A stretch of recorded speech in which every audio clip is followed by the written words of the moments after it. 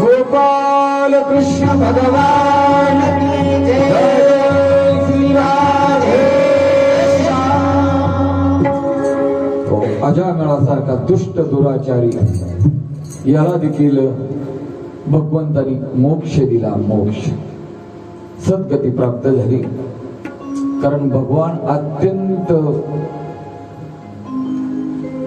दयाळू अंतकरणाचे आहे.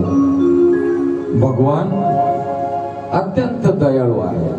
सुरदासजी महाराज बोलतात, तू दयाळु दीन हो, तू दानी हो भिकारी, तू दयाळु दीन हो, तू दानी हो भिकारी, तू दयाळु दीन हो. परमात्मा अत्यंत दयाघन असणारा परमात्मा. राजा परीक्षितीनं प्रश्न केला, हे शुकाचार्य महाराज,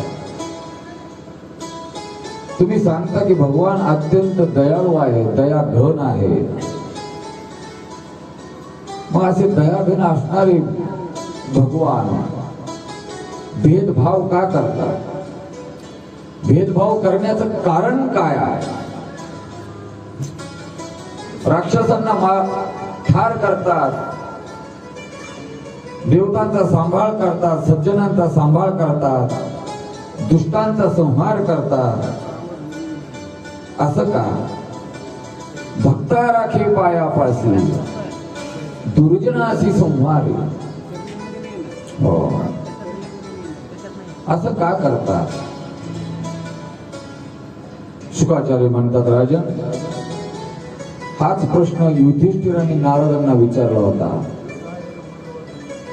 मी तुम्हाला सांगून आलो की असे बरेचसे संवाद आहेत. ते संवादाच्या आत संवाद, संवादाच्या आत संवाद आहे. आणि पुढं सुतजी महाराज शौनकादी ऋषींना जी कथा सांगतात, ती कथा म्हणजे महान भगवत भक्त प्रल्हादजी महाराज. जो प्रल्हाद भगवंताचा अनन्य भक्त आहे. अनन्य अनन्याश्चिंतयन्तो मां ये जना पर्युपासते तेषां नित्याभियुक्तानां योगक्षेमं वहाम्यहम्. तेषां नित्याभियुक्तानां योगक्षेमं वहाम्यहम्. माता कयादू, या कयादूला 4 मुलं आहेत. किती मुलं? 4. लाद, अनुलाद, सल्लाद आणि 4था प्रल्हादाचा जन्म झाला. दुष्ट दुराचारी हिरण्यकश्यपू भगवंतावर विजय संपादन करायचा म्हणून घोर तप साधना करण्यासाठी अरण्यामध्ये, जंगलामध्ये 1000 वर्ष तप करायचा. हो, आणि डोळे लावून जंगलामध्ये, अरण्यामध्ये बसला की एक पक्षी येऊन त्या ठिकाणी त्याचं मन, ती समाधी विचलित करण्याचं काम करायचा. पक्षी बोलायचा, नारायण नारायण नारायण. हिरण्यकश्यपूने डोळे उघडून इकडे तिकडे पाहायचं, कोण आवाज येतोय. आणि तो आवाज माझ्या वैराचा आहे, ज्याच्यासोबत माझा हाड वैर आहे. माझ्या भावाचा घात त्यांनी केला देवतांनी, माझ्या आजोबाचा घात त्यांनी केला. दुष्ट दुराचारी त्याचं नाव घेतो, कोण आहे. इकडे तिकडे पाहतो, परत समाधी लावतो, परत तो पक्षी नारायण नारायण हिरण्यकश्यपू रागाने लाल गुंडे. काय करावं? आज योग नाही समाधी लावण्याचा, म्हणून आपले शस्त्रास्त्र घेऊन परत घरी येतो महाराज. कयादूने विचारलं, स्वामी 12 वर्ष तुम्ही परत न येणारे, आज अचानक काय कारण आहे?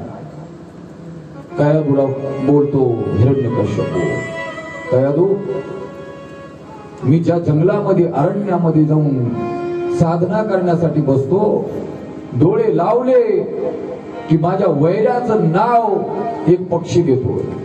काय घेतोय? नारायण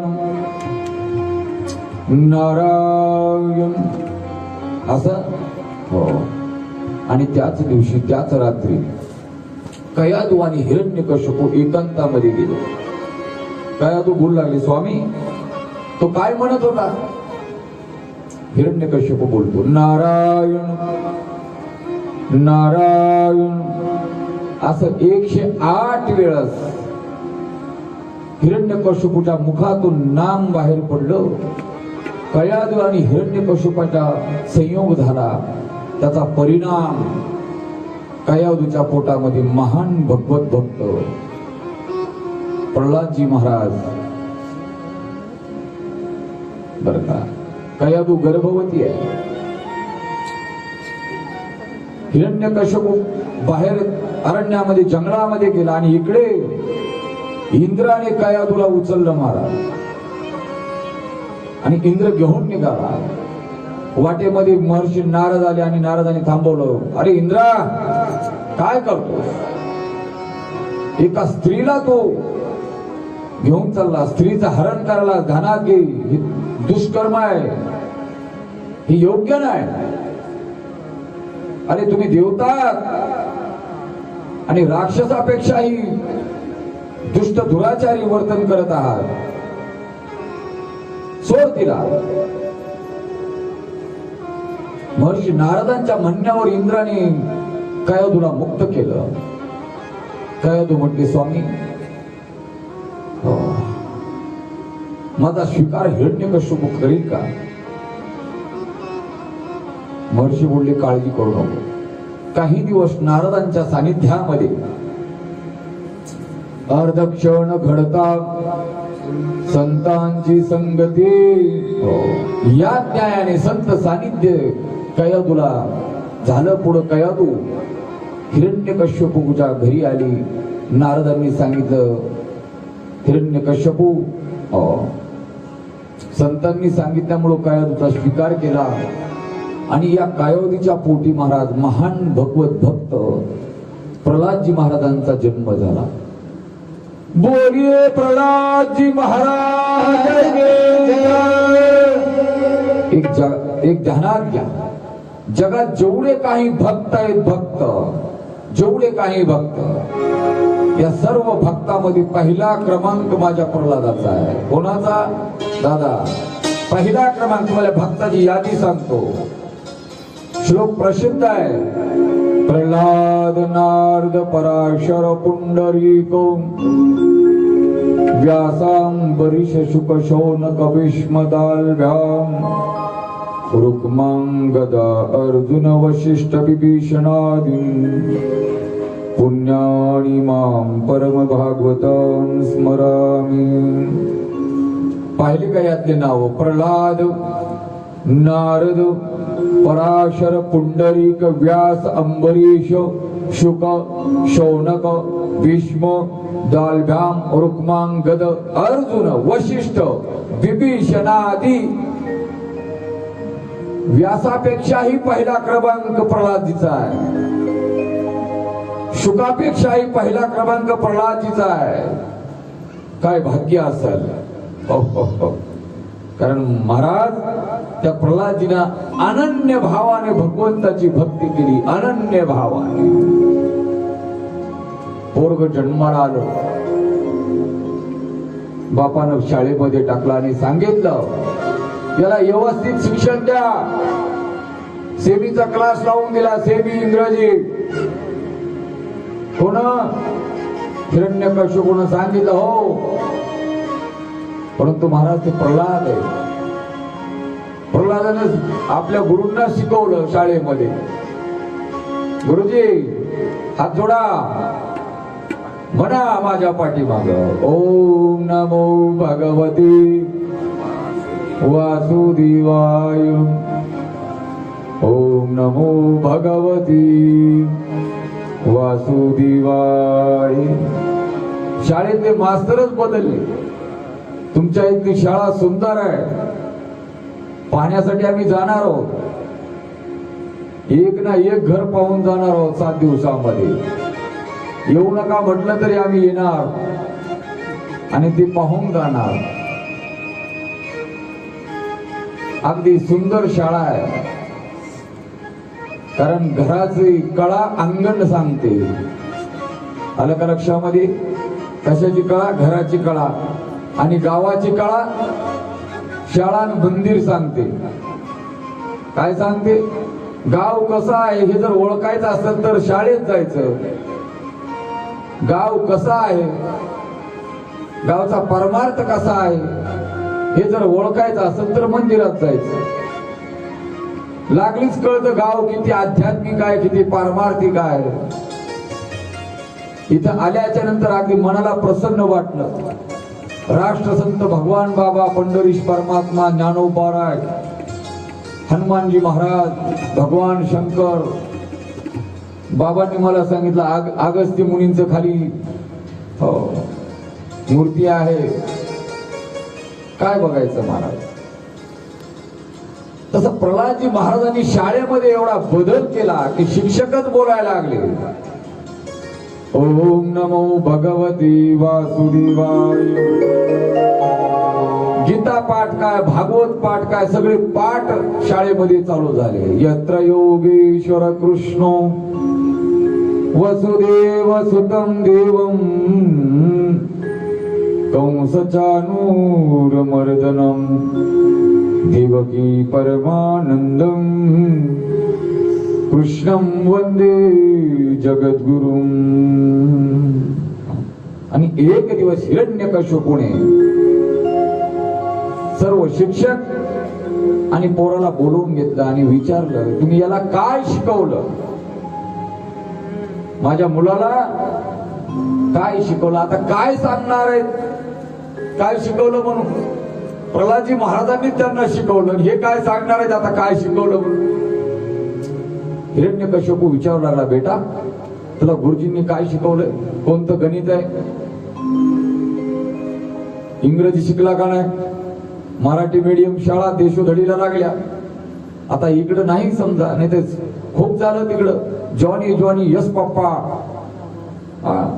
छोटे छोटे पोर सगळे इंग्लिश स्कूलला. अरे मराठी शाळा गेल्या ना उघड्यावर पडल्या. आणि फीस किती आहे? तुम्ही जर पुणे मुंबईला जाऊन पहा, ते आपल्याकडे अंगणवाडीला आपण पोराला टाकतो, तिथं अंगणवाडीला 1.25 लाख रुपये आहे. आता ते 12वी 15वी पर्यंत जायचं म्हणजे किती फीस भरावं लागेल? या गोष्टीचा विचार करा. आपल्याला गव्हर्नमेंटच्या ज्या शाळा आहेत या शाळांचं जतन संवर्धन तुम्ही आम्ही केलं पाहिजे. हो, गोरगरिबांनी एवढी फीस भरणं होतंय का? नाही होणार. हिरण्यकश्यपूने विचारलं, काय शिकलास? तेव्हा प्रल्हादजी बोलू लागले, बाबा सर्वत्र सुखिनः सन्तु सर्वे सन्तु निरामये सर्वे भद्राणि पश्यन्तु मा कश्चित् दुःखमवाप्नुयात्. हरि ओम. शांतिः शांतिः शांतिः. हिरण्यकश्यपूने ऐकल्याबरोबर रागाने उठला. काय बोलला? सर्वत्र सुखिनः सन्तु. अरे तू कोण आहेस? हे कोळ म्हणजे राक्षसाचं कोळ आहे. आमच्या कुळी ऐसे नव्हते.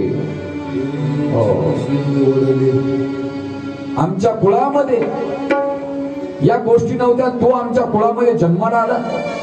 काय बोलतोय बाबा? काय बोलणार?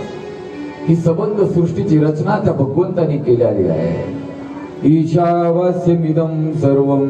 हो, त्या परमात्म्याने या सृष्टीची रचना केलेली आहे बाबा. एकली न कंठेची म्हणून या येणे केली निर्माण 14 काय म्हणतो बाबा? त्या आदिनारायणापासून या सृष्टीची रचना झाली. मग मात्र हिरण्यकशिपूचा राग अनावर झाला. काय बोललास? अरे माझ्या हाड वैऱ्याचं तू नाव घेतो. पिढ्यानपिढ्या आमचं त्याचं वैर आहे आणि तू त्याचं नाव घेतो. माझ्या राज्यामध्ये बंदी आहे त्याचं नाव घेण्यासाठी, त्याची पूजा करण्यासाठी, त्याची अर्चना करण्यासाठी. माझ्याच घरामध्ये मास्तरांना विचारलं, हे शिकवलं का? तुम्हाला याच्यासाठी पगार दिला जातो? थर थर थर थर सगळे कापतात. परंतु प्रल्हाद भेट असतो का महाराज? आणि ताकीद केली, यापुढे त्याचं नाव माझ्या घरामध्ये घ्यायचं नाही, माझ्या राज्यामध्ये घ्यायचं नाही. परंतु महाराज प्रल्हाद आहेत. सततम चिंतयन्तु माम ये जना पर्युपासते तेषां नित्याभियुक्तानां योगक्षेमं वहाम्यहं. सततम चिंतयन्तो माम, सतत भगवंताचं चिंतन आहे. तच्चिंतनम तत्कथनम अन्योन्यत तत्प्रबोधनम. हो, विठ्ठल नामाची शाळा भरली. एकदा भगवंताचं नाम घेऊ आपण. विठ्ठल विठ्ठल विठ्ठला,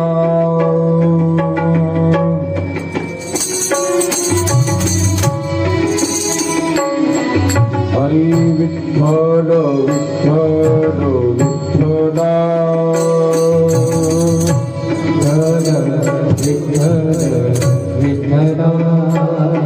माझ्या विठ्ठला श्री पांडुरंगा, माझ्या विठ्ठला श्री पांडुरंगा, माझ्या विठ्ठला श्री पांडुरंगा, माझ्या विठ्ठला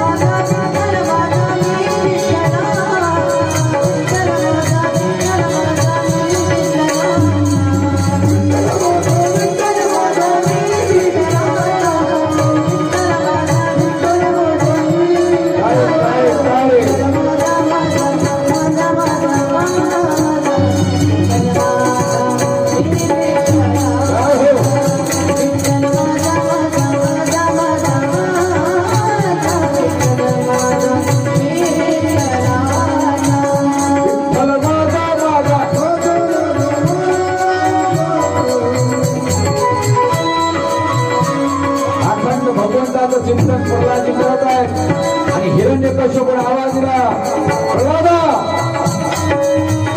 हो थांब, नाव घ्यायचं नाही का माझ्या वयात? आणि तुला जर ऐकायचं नसेल, माझ्या इतकं वाईट नाही. प्रल्हाद ऐकत नाही महाराज बाबा. आणि मग मात्र हिरण्यकश्यपूने प्रल्हादाला ठार करण्यासाठी प्रयोग चालू केले. कडे लोट केला प्रल्हादाचा, सातपुड्या पर्वतावरून खाली ढकलून दिलं. परंतु भगवंत चिंतन चालू आहे, विठ्ठल विठ्ठल विठ्ठला. काही झालं नाही. परत प्रल्हाद आले राज्यामध्ये. अरे तू वाचला, तुझं रक्षण कोण केलं?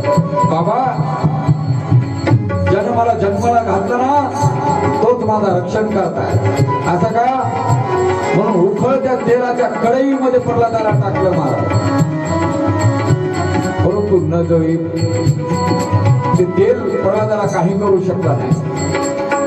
हत्तीच्या पायाखाली, उन्मत्त हत्तीच्या पायाखाली प्रल्हादाला दिलं. परंतु हत्तीने देखील नमस्कार केला. काय करावं, काही केलं तरी प्रल्हाद ठार होत नाही. म्हणून शेवटी हिरण्यकश्यपूने आपली बहीण होलिका तिला पाचारण केलं. दिदी, सध्या ही होलिका पश्चिम बंगालमध्ये आहे, ममता दिदी. तिचं नाव आहे ममता दिदी. कितीतरी हिंदूंचा नरसंहार करणारी होलिका. येणाऱ्या काळामध्ये या ममताचा बरं का आपल्याला दहन करायचं. येणाऱ्या काळामध्ये तुम्हाला कल्पना नाही, पश्चिम बंगालमध्ये हिंदू जवळजवळ संपुष्टात आणला या ममताने. होलिकेला बोलून घेतला आणि सांगितलं, हा तुझा भाचा, त्याचं जरा निपटाळून ये. आणि महाराज सामान्य जळून लावलं नाही चितेसाठी, सगळं सागवानच गोळा केला. सगळं सागवान, चंदन सागवान चिता लावली आणि होलिका त्या लावलेल्या सरणावर मांडीवर प्रल्हादाला घेऊन बसली आणि दहनविधी केला महाराज. किंतु महाराज म्हणतात, अग्नी जाळी तरी नजळी प्रल्हाद. काय कारण आहे? त्याच्या अंतकरणामध्ये भगवंताचं नामस्मरण आहे, नामस्मरण.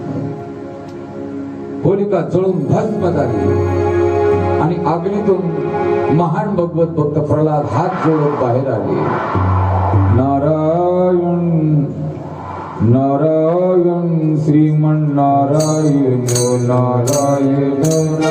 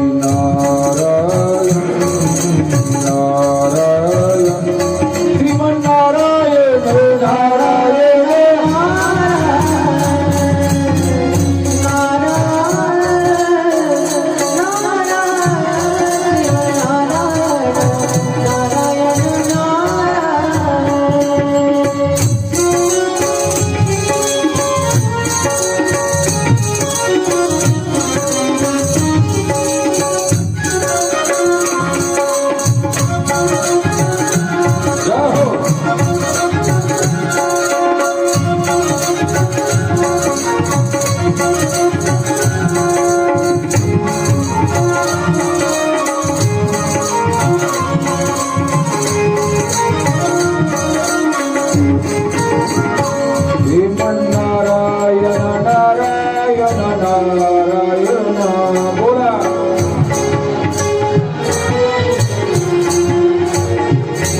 श्रीमन्नारायण नारायण नारायण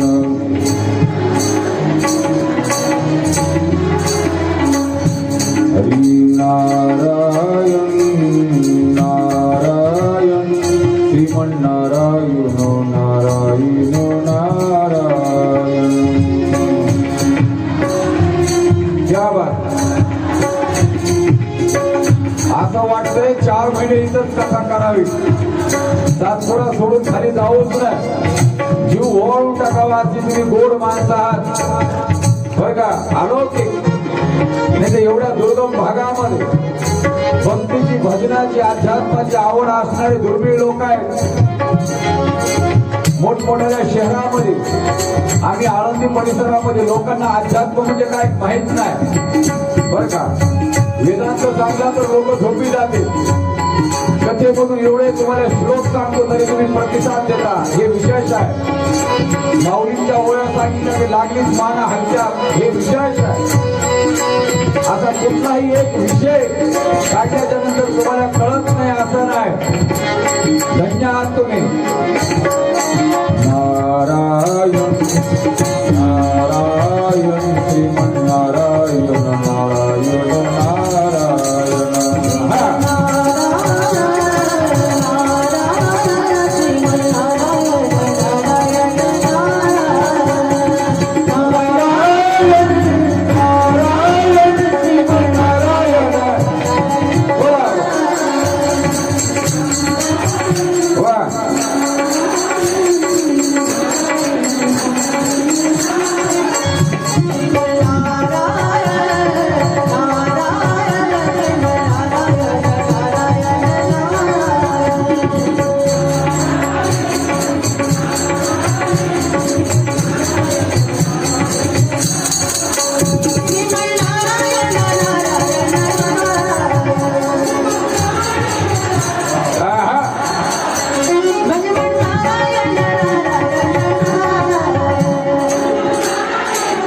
नाद नाही करायचा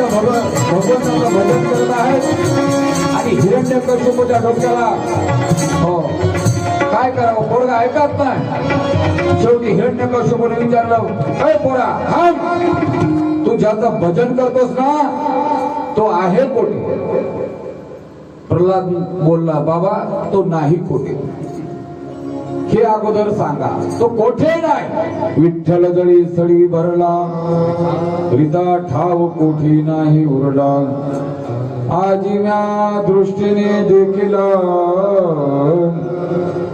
विठ्ठलची विठ्ठल तो सर्वत्र आहे सर्वत्र संपूर्ण गगन जैसे हरिव्यापक सर्वत्र समाना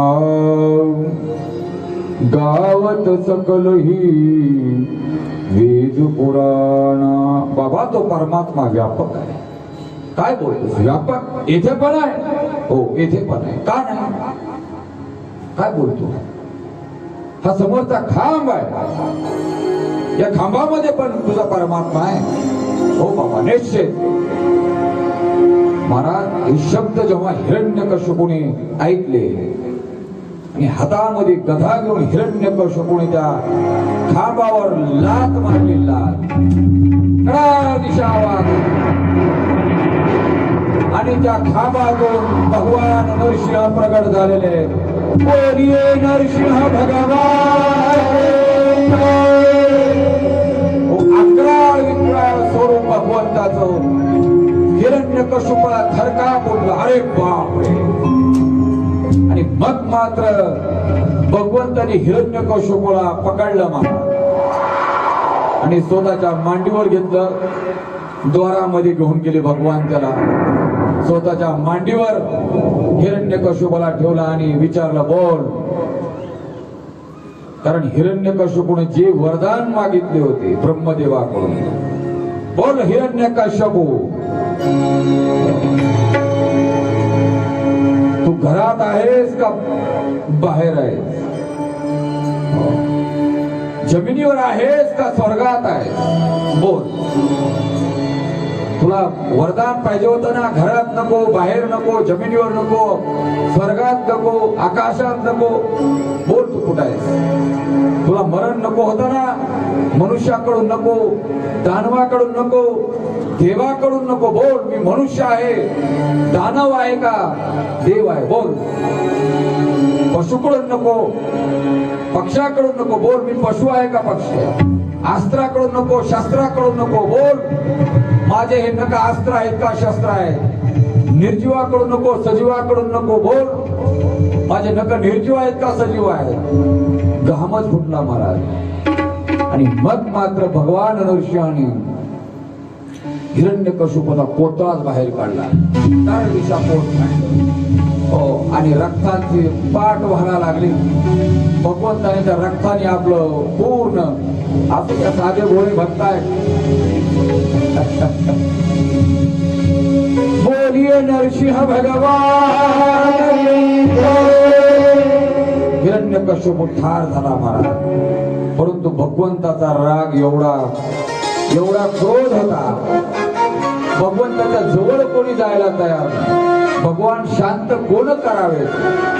स्वर्गातील देव हिम्मत नाही कोणाची पुढे येण्याची. काय करावं?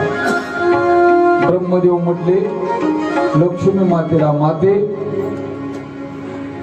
तुमचे मालक आहेत, तुम्ही जरा समोर व्हा म्हणजे तुम्हाला पाहून तरी शांत होते. लक्ष्मी माता समोर आल्या आणि त्यांनी पाहिलं. लक्ष्मी माता ब्रह्मदेवाला बोलल्या हे आणि माझे मालक दिसणार मला. हे माझे मालक नाही. लागलीच परत. हे मॉडेल आपलं नाही बोलल्या. तुम्ही कोणते मॉडेल दाखवताय? मॉडेल माझं कसं असेल? माझे मालक राजसुकुमार मदनाचा पुतळा रविशची कळालो पली. राजसुकुमार एवढं सौंदर्य संपन्न आमचे मालक आहेत आणि हे काय?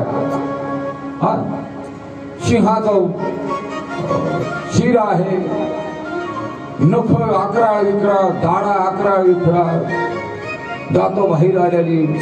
गुरगुरु काय करायला? तुम्ही माझे मालक सांग. लक्ष्मी लागली बाजूला सरकली. भगवंताने विचार केला ज्याच्यासाठी यांनी अवतार धारण केला आहे त्या प्रल्हादालाच देवतांनी पुढे केलं. प्रल्हादा जा, भगवंताचा राग शांत कर. प्रल्हादी समोर आले. भगवान नारायण नारायण. माझ्या नरसिंह भगवंताने प्रल्हादाला पाहिलं. प्रल्हादा. भगवंताने प्रल्हादाला जवळ घेतलं. आपल्या जिभेने प्रल्हादाचं संपूर्ण शरीर चाटलं महाराज. भगवंताने जिभे हाताने कुरवाळला प्रल्हाद. मांडीवर घेतला, कडेवर घेतला. नाम प्रल्हाद उच्चारी तया सोडवीन रहारी.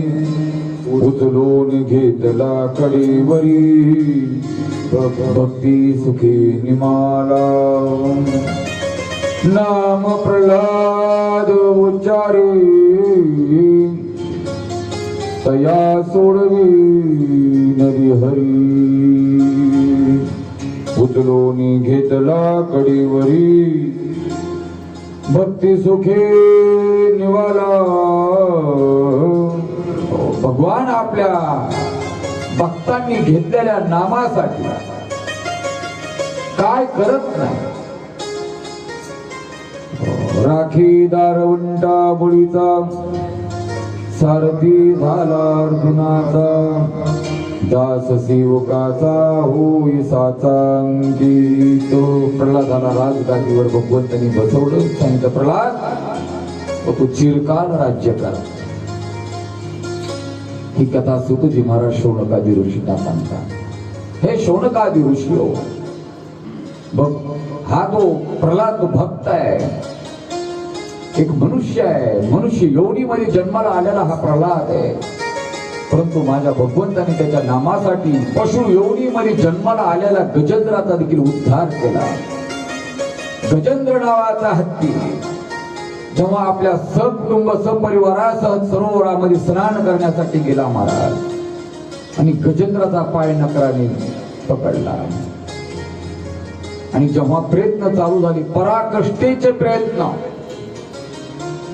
सरोवराच्या बाहेर पडण्यासाठी, साखळी बनवली कुटुंबाने बाबांना बाहेर काढण्यासाठी, परंतु बाबाचा पाय नकराने पकडला होता. असं म्हणतात जे नकर नाम मगर म्हणा सुसर म्हणा, त्याची पाण्यामध्ये 10,000 हत्तीची ताकद असते त्याच्याकडे. जमिनीवर काही करता येत नाही, परंतु मगरीने जर पाण्यात पकडलं ना तर एवढी ताकद असते तिच्याकडे, ती भल्या भल्यांना सोडत नाही. लाखो परिवार गजेंद्राचा, परंतु काही चाललं नाही. अनेक वर्ष हे युद्ध चालू झाला, संघर्ष चालू झाला. आणि शेवटी गजेंद्राने विचार केला, आपलं परिवाराने विचार केला, बाबांचं आयुष्यच राहिले किती, महाराज सोडून दिले आणि निघाले. तुमचं आमचे तसंच आहे. तुम्ही आम्ही प्रत्येक जण या जगत रूपी सरोवरामध्ये गजेंद्र आहोत. गजेंद्र ज्या परिवारासाठी तुम्ही आम्ही हाडाची काढ करतो, आणि बाबा आई वडील थकल्याच्या नंतर अलीकडची ही तरुण मंडळी तुम्हाला आम्हाला वाऱ्यावर सोडून देते. अजून ग्रामीण भागात बरं आहे, शहरी भागात जाऊन बघा, रिटायरमेंट झाल्याच्या नंतर दुसऱ्याच महिन्यामध्ये वृद्धाश्रमात जाऊन राहावं लागतं. किती दुर्दैव आहे. कितीतरी घटना आहेत. मुंबई पुणे आम्ही सतत फिरणारे लोक आहे. कथेमध्ये येऊन बसतात आणि सांगतात, बाबा आम्हाला धर्मशाळेत घेऊन चला. आता कुठं घेऊन चला? आयुष्यभर त्यांच्यासाठी हाडाची काढ केली, लेकरांचा वाढवा केला, अरे पोटाची खळगी पाणी पिऊन दिवस काढले, आणि तुमचा आमचा सांभाळ केला. त्या आई वडिलांचा सांभाळ करणं हे तुमचं आमचं कर्तव्य आहे.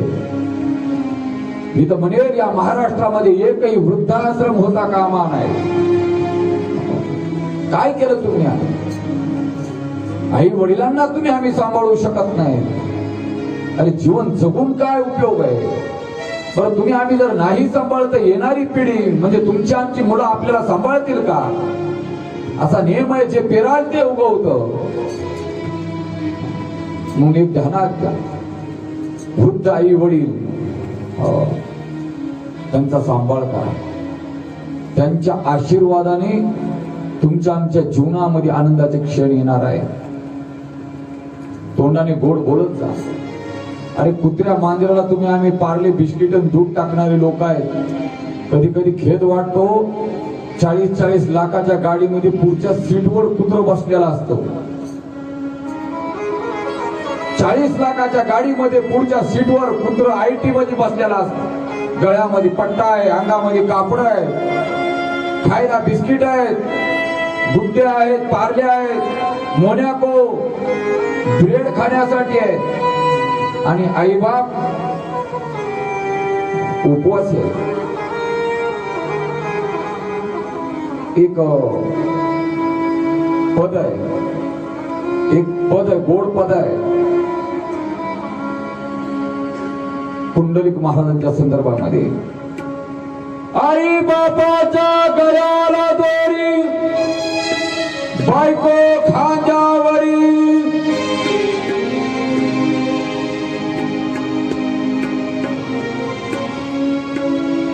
आई बापाच्या गळ्याला दोरी, बायको खांद्यावरी, आणि पुंडलिक काशी यात्रा करेल. आपण राहतो हवेली वरती, आई बापांना गोठ्यावरती, आई बापाच्या गळ्याला दोरी, बायको खांद्यावरी, कुंडलिक काशी यात्रा करी. आपण लेतो नवे नवे कपडे. अरे या बापांचं आयुष्य गेलं तुम्हाला कपडे आणून तुमचं अंग झाकण्यामध्ये. स्वतः बाप एक अंगामध्ये बंडी घालून दिवस काढतो, परंतु आपल्या मुलाबाळांना हो शाळेमध्ये जातात म्हणून नवीन कपडे आणून देतो. दिवाळी असेल, 15 ऑगस्ट असेल, 6 जानेवारी असेल, परंतु तुम्ही आम्ही कधी विचार केलाय का बापाच्या अंगावरची बनियान फाटलेली आहे, बापाला एकच खमीस आहे, एकच धोती आहे, एकच बंडी आहे, परंतु तुमच्यासाठी आमच्यासाठी लागल एवढी नवी कपडे कापड बाबा आणून देतात. आई बापाची अंग उघडी. दुःख वाटतं कधी कधी या गोष्टी पाहिल्याच्या नंतर. हे उच्च शिक्षित कशाला म्हणावे. अरे तुम्ही कुत्र्या मांजरांना सांभाळता, एक एक कुत्र लाख लाख रुपयाचं घरामध्ये लोक घेऊन येतात, लाख रुपयाचं कुत्र.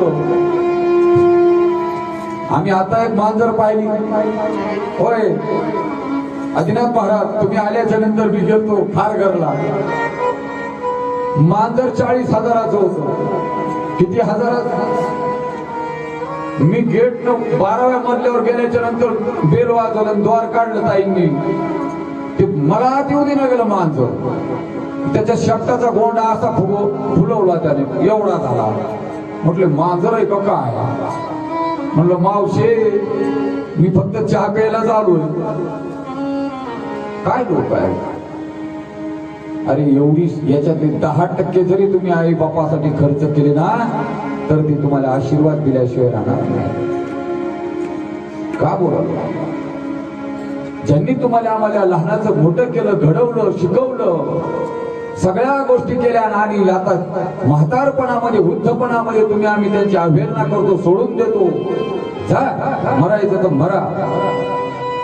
गजेंद्राने विचार केला, यांच्यासाठी आयुष्य घालवलं आणि आज या शेवटच्या संकटाच्या वेळेला यांनी मला सोडून दिलं. कळो येईल अनंत काळ, कळो येईल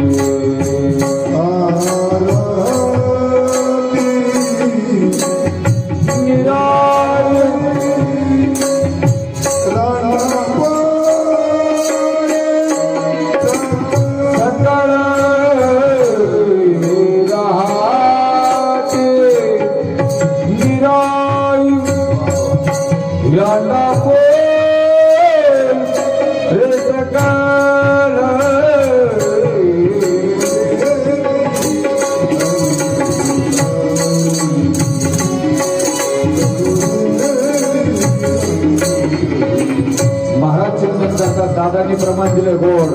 कळो येईल अंत काय, प्राण प्राणाचे राहती निराळी, रांडापुरी राहती निराळी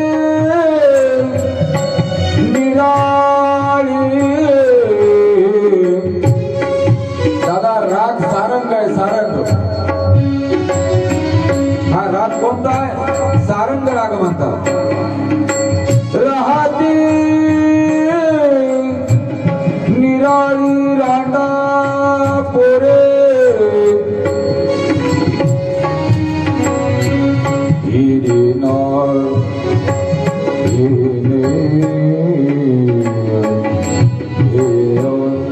राहती निराळी रांडा पोरे.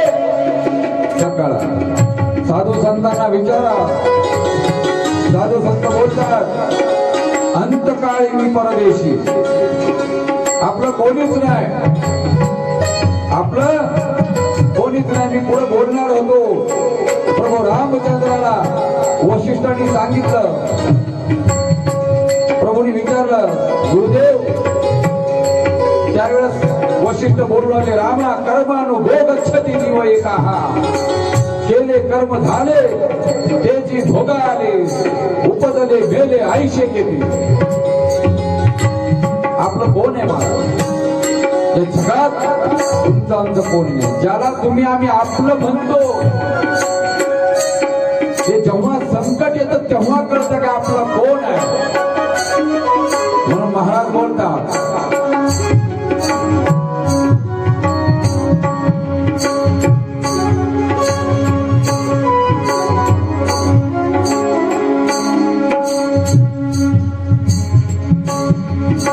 नाही कुणाचे कुणी तुझे नव्हे रे कोणी. नाही कुणाचे कुणी तुझे नव्हे रे कोणी. अंतिल जातील एकल प्राणा माझे माझे म्हणून. अंतिल जातील एकल प्राणा माझे माझे म्हणून. प्राणा माईचा बाजार प्राणा माईचा बाजार प्राणा माईचा बाजार प्राणा माईचा बाजार. ज्याला तुम्ही आम्ही आपलं म्हणतो. कबीरदास महाराज बोलतात तू म्हणतो ना ही जी बहीण आहे ही माझी आहे. ही बहीण हा माझा भाऊ.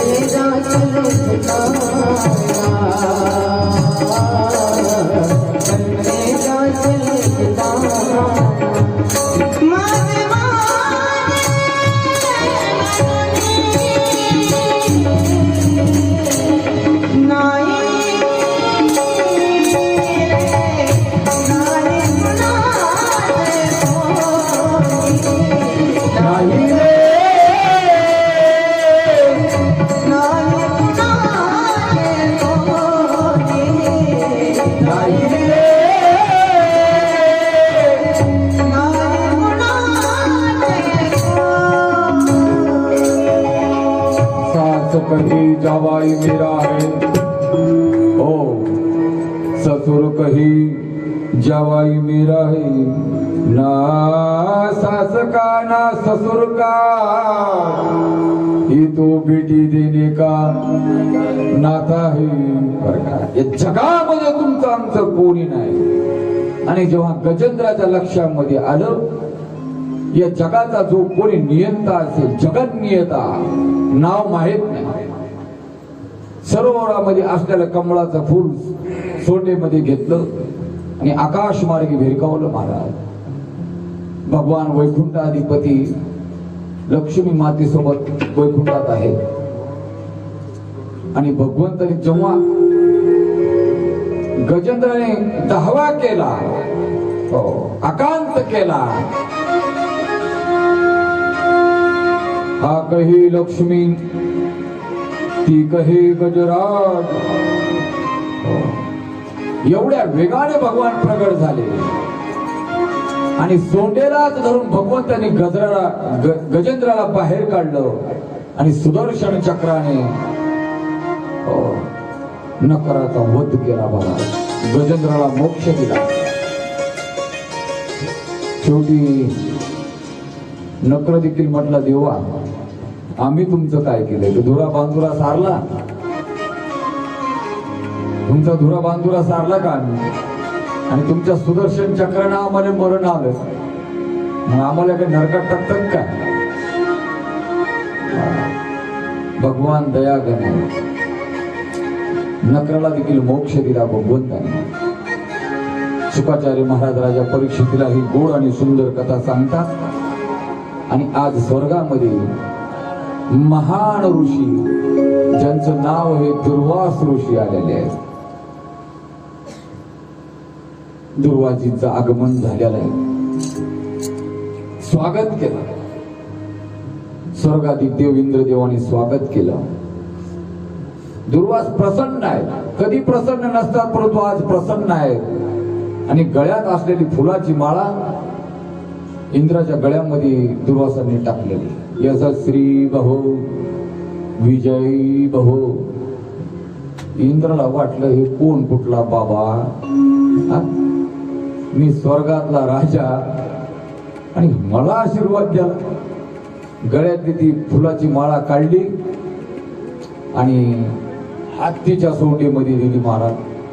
आता शेवटी तो हत्ती पशु आहे, प्राणी आहे, त्याला काय कळणार आहे महाराजांची माळ आहे, अमुक आहे तमुक आहे. भागवत कथेला आणली होती. त्या बिचाऱ्या हत्तीने ती माळा सोंडेमध्ये घेतली, पायाखाली तुडवली. दुर्वासाने पाहिला. आता शेवटी दुर्वासाने शाप दिला, जा तुझं संपूर्ण ऐश्वर्य समुद्रामध्ये पडाल. आणि देवतांची सर्व संपत्ती समुद्रामध्ये पडली महाराज. दैत्यांचं राज्य आलेलं आहे.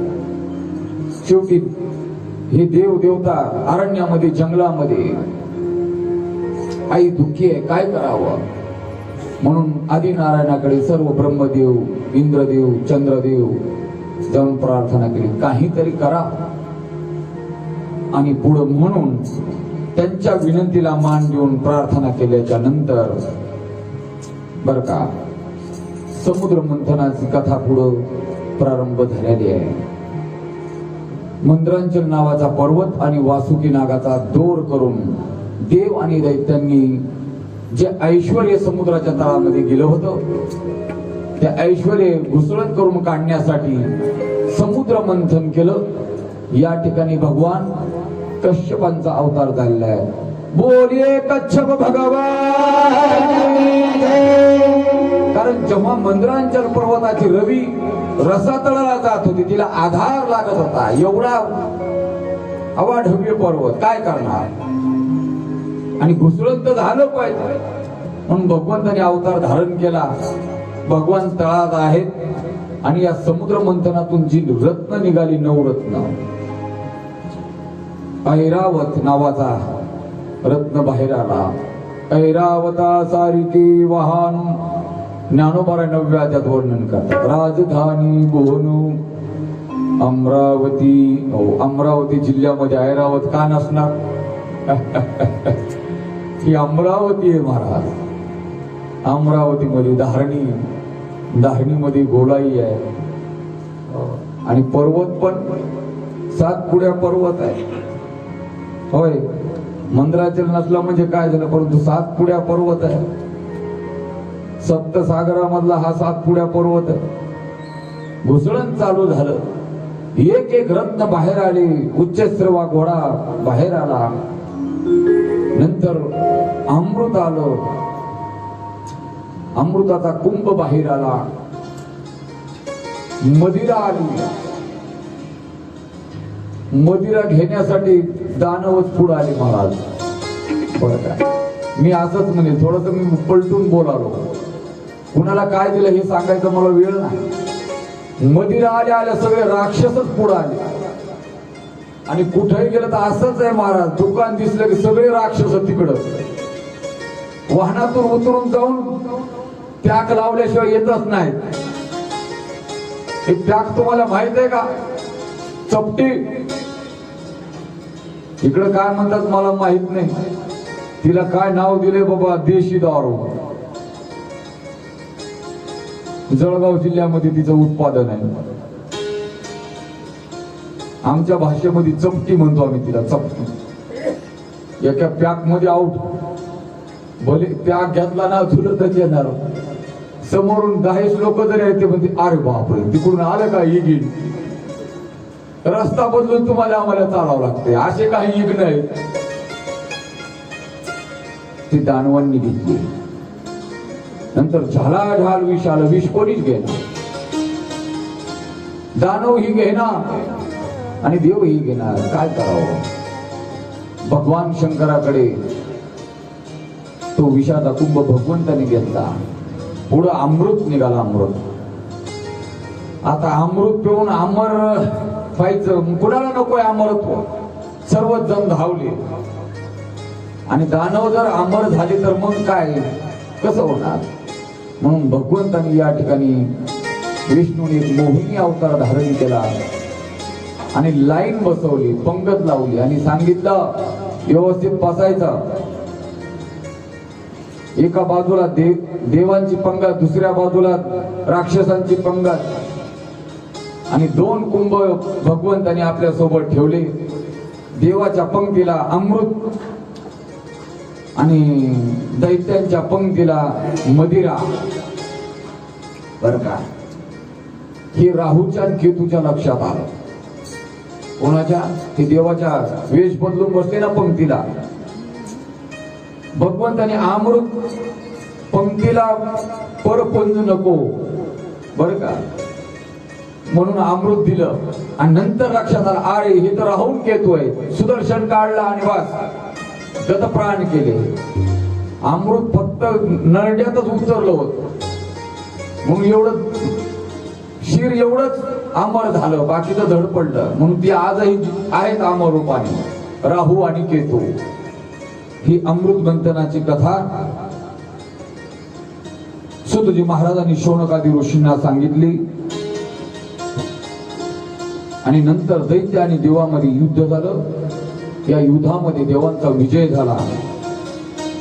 आणि इकडं दैत्यांच्या घरी राजा बळीचा जन्म झालेला आहे. विरोचनाच्या पोटी. महान भगवत भक्त प्रल्हादाच्या कुळामध्ये एक महान राजा जन्माला आला ज्याचं नाव आहे बळी. या बळीनं 99 यज्ञ केले आणि 99 यज्ञ करून 100वा यज्ञ प्रारंभ केला बर का. दैत्याचे गुरु आहेत शुक्राचार्य. दैत्य गुरु शुक्राचार्य. यज्ञ मंडप प्रारंभ झालेला आहे. देवांचे गुरु बृहस्पती.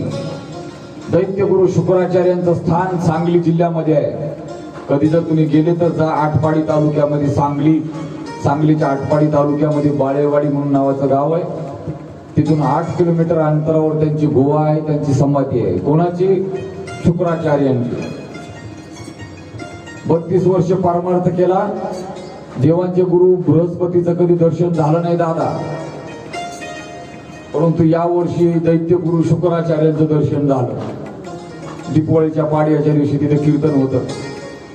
मोठा नाम उत्सव दिवाळीच्या कालखंडामध्ये ती करतात लोक. भव्य रमणीय ठिकाण आहे. काही गोष्टी आवर्जून पाहिल्या पाहिजे. ते तीर्थक्षेत्र पाहिले पाहिजे. जागृत देवस्थान आहे. बळीचा यज्ञ प्रारंभ झाला आणि इकडं भगवंताच्या मनामध्ये चलबिचल चालू आहे. ब्रह्मा विष्णू आपला ब्रह्मदेव इंद्रदेव चंद्रदेव वरुण यांनी विचार केला आताच आपल्याकडे राज्य आलंय आणि बळीचा जर 100वा यज्ञ सफल झाला तर बळी स्वर्गाधिपती होईल. परत आपल्या जीवनामध्ये वनवास येईल म्हणून यांनी विष्णूकडे गेले सर्वजण. भगवान ओम नमो भगवते विष्णवे नमः. काहीतरी करा म्हणून देवतांच्या विनंतीवरून भगवंतानी वामन भगवंताचा अवतार अर्थात बट्टू वेश धारण केलेला आहे. बोलिये वामन भगवान की जय. हातामध्ये कमंडलू माता सरस्वतीने दिलेली छत्री गळ्यामध्ये पवित्र माळा घेऊन आज बट्टू वामन ब्राह्मणाचा वेश घेऊन बळीच्या द्वारामध्ये उपस्थित झाली आणि आवाज दिला भिक्षाम देह. महाराज तो बळी होता. बळी पळतच आला. कोण? भूदेव. स्वागत आहे या महाराज. काय हवं आपल्याला? आसन ग्रहण करा. वामनाने सांगितलं मी बसायला आलो नाही, मला पुढच्या घरी मधुकरी मागायचे. एवढा वेळ नाही बळी, तुझा यज्ञ चालू आहे, मला भिक्षा हवी आहे. ते म्हणले महाराज बोला काय हवं तुम्हाला? जे पाहिजे ते मागाया. सबंध पृथ्वी तलावर माझंच राज्य आहे आणि काही क्षणामध्ये स्वर्गामध्ये देखील माझंच राज्य संपादित होणार आहे. माझा 100वा यज्ञ चालू आहे. बोला जे हवंय ते मागा. भगवंताने फक्त त्रिपाद भूमिदान मागितली. राजन मला 3 पावली जमीन हवी आहे. बळी हसला. ब्राह्मण महाराज तुम्ही काय मागता? 3 पावली जमीन? अहो पृथ्वीवर सबंध स्वराज्य माझ्य. 5-50 एकर 100-200 एकर मागा आणि मस्त आश्रम काढा. वारकरी शिक्षण संस्था स्थापन करा. छोटे छोटे विद्यार्थ्यांना शिक्षण द्या. गीता मृदंग गायन क्लासेस कीर्तन प्रवचन चालू करा. बट्टू वामनांच्या रूपात असणाऱ्या भगवंताने सांगितलं मला अधिक नकोय, फक्त 3 पाद पाहिजे, याच्यापेक्षा मला अपेक्षा नाही. बळी म्हटला तुमची इच्छा. संकल्प सोडण्यासाठी बळी पुढे आलेला आहे. हातामध्ये झारी आहे, कमंडलू आहे आणि संकल्प सोडणार. तेव्हा दैत्यगुरु शुक्राचार्य आले आणि सांगितलं शुक्राचार्याने बळी काय करतो? अरे वेडा आहे का काय? हा ब्राह्मण वेशामध्ये प्रत्यक्ष विष्णू आहे. विष्णू आणि तू याला दान देतो. तुला माहित आहे याचा परिणाम पुढे काय होणार आहे? मी तुझा गुरु आहे, अजिबात संकल्प सोडू नको. जेव्हा शुक्राचार्याने बळीला सांगितलं ब्राह्मण वेशामध्ये विष्णू आहे, तेव्हा बळी तर म्हटला गुरु महाराज आता तर दान दिल्याशिवाय राहणारच नाही. दुसरं कोणी असतं तर तुमचं ऐकलं असतं, परंतु आता न मानावी ऐसे गुरुचे वचन जेने नारायण अंतराय. संकल्प सोडण्यासाठी पुढं बळी आला आणि बाजूला बळीची आई उभी होती. आईचं अंतकरण भरून आलं. बळीला पाहिलं, ते दृश्य पाहिलं आणि डोळ्यामध्ये अश्रूच्या धारा टपकल्या आईच्या. ती आई बोलते आज माझा पोराच्या समोर साक्षात ब्रह्मांड नायक विष्णू स्वतः दान मागतोय. मी किती भाग्यवान आहे. भली हुई सती नहीं गई विरोचन के संग. भली हुई सती नहीं गई विरोचन की संग. ऐसा पुत्र पैदा किया प्रभु पसारी हाथ भली हुई सती नहीं गई विरोचन के संग बरं झालं विरोचन ठार झाल्याच्या नंतर सती निघालती परंतु ऋषी मुनींनी सांगितलं काय करता अरे तू गरोदर आहे आणि गरोदर स्त्रीला सती जायत नाही म्हणून मी पाठीमागे थांबली आज आनंदाला पारावर नाही ते दृश्य पाहून बळी संकल्प सोडण्यासाठी पुढे आला शेवटी शुक्राचार्याने विचार केला की हा ऐकणार नाही ज्या ठिकाणून पाणी बाहेर पडणार आहे त्या जारीच्या तोंडाला हा शुक्राचार्य जाऊन बसला भगवान वामन बोलू लागले काय झालं बळी अरे संकल्प सोड पाणी पडत नाही काय करावं म्हणून दर्भाची काडी बळीने उचलली आणि त्या झारीच्या तोंडात घातली जगद्गुरु तुकोबारा बोलतात आडाला म्हणून फोडीला डोळा बळीने आंधळा शुक्र केला संकल्प सोडला मारा ब्रह्मार्पणम ब्रह्महवी ब्रह्माग्नो ब्रह्मणाहुतम ब्रह्मीव तेन गंतव्यम ब्रह्मकर्म समाधिना कृष्णार्पणमस्तु आणि जेव्हा पाणी हातावर पडलं वामन भगवंतांनी विराट रूप धारण केलं पाहता पाहता भगवंताचं ते विराट रूप प्रगट झालं एकाच पावलामध्ये सबंध पृथ्वी दुसऱ्या पादामध्ये स्वर्गासहित पाताळ आटवून टाकला आणि विचारलं बळी एक पाऊल शिल्लक आहे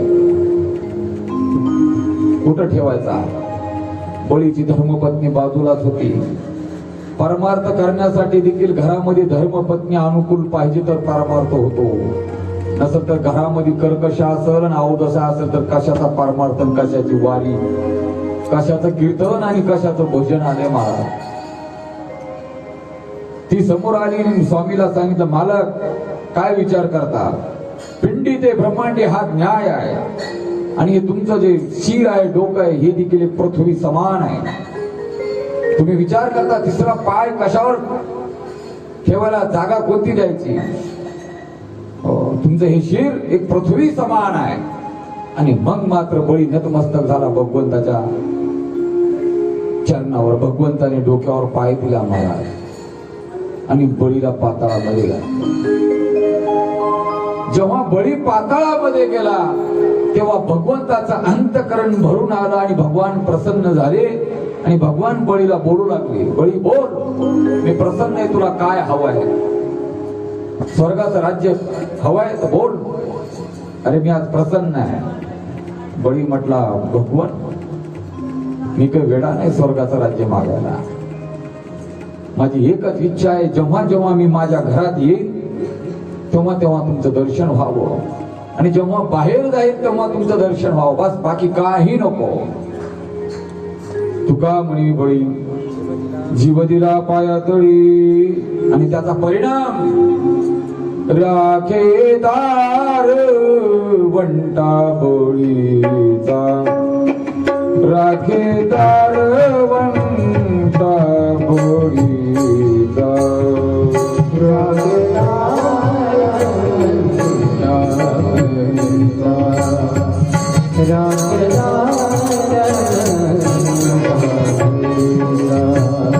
राखेदार वंटा बळीचा राखेदार वंटा बळीचा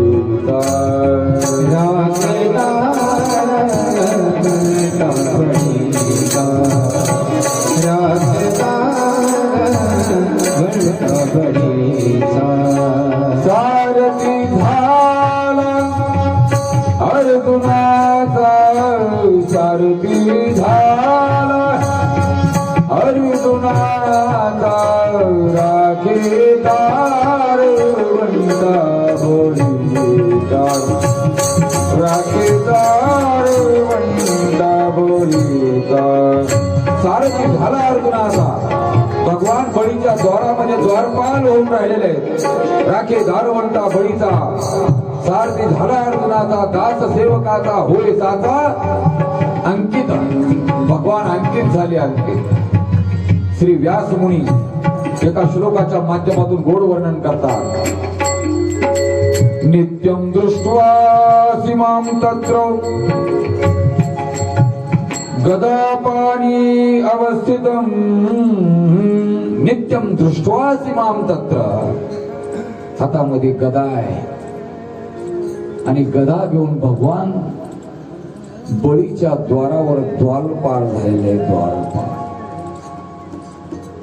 ही अलौकिक कथा सुतजी महाराज शौनकादी ऋषींना सांगतात. आपली कथा या ठिकाणी विश्राम करू. दुपारच्या सत्रामध्ये मर्यादा पुरुषोत्तम प्रभू रामचंद्रांचं अवतार कार्य आणि तत् उपरांत भगवान गोपाल कृष्णाचा जन्म उत्सव आपण दुपारच्या सत्रामध्ये पाहणार आहोत. येत आली सुंटवडा आणायचा. काय आणायचा? सुंटवडा. आणि मला वाटते ग्रामीण भागातील आमच्या माता माऊल्यांना सुंटवडा काय असतो हे सांगण्याची आवश्यकता नाही. आता शहरात सुंटवडा राहिला नाही, फक्त वडाच राहिलाय. आणि तो वडा म्हणजे वडा आणि पाव राहिलाय, सुंटही नाही आणि काहीच नाही. तेव्हा येताना मोठ्या प्रेमाने सर्वांनी सुंटवड्याचा प्रसाद घेऊन यायचा आहे. आजची कथा याच ठिकाणी विश्राम घेते. बोला हराई नमः हराई नमः हराई नमः. पुंडलिका वरद हरिहर श्री महादेव गोपाल कृष्ण भगवान की जय. एकदा भजन होईल आणि नंतर सर्वांनी उठायचंय. श्री कृष्ण गोविंद हरे मुरारी